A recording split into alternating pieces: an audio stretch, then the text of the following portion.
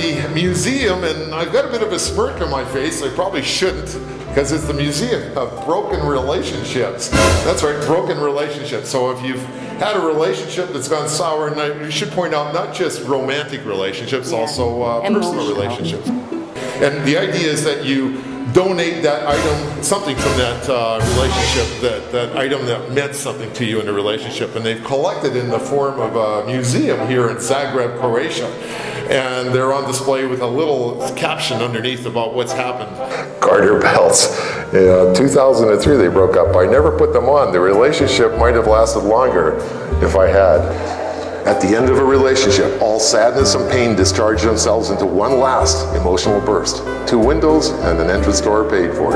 This iron was used to iron my wedding suit. Now it's the only thing left. A can of love incense. Doesn't work. Tell me a little bit about how this became about. You're the manager here, so there's some owners behind it. Yeah, it started like art project in 2006, and after that publicity was crazy because it was unique things, so they started to travel around.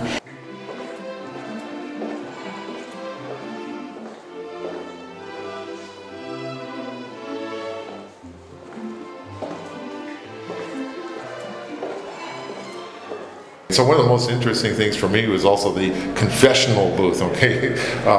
Not in the sense of like the Roman Catholic Church confessional booth, but some things are in your mind and they're not actually physical items, so you can write it out and read through that. And there's actually some touching stories there. On the creative side, the one that really struck me the most was there's a lady that wrote a love letter on the back of a mirror.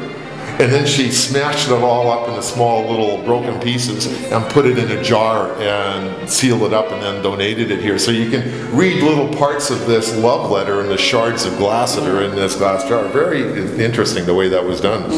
Now the sad reality is many relationships do break up, and if they do break up, this is a great place to come to help with that process. Because we've got, for example, in the store here, you can buy a bad memories eraser. You know, that's the big size too. That's for like heavy-duty relationship breakers, right? And also we've got the, in case of anger, break here pencil. For CNN, this is Percy von Lipinski at the Museum of Broken Relationships.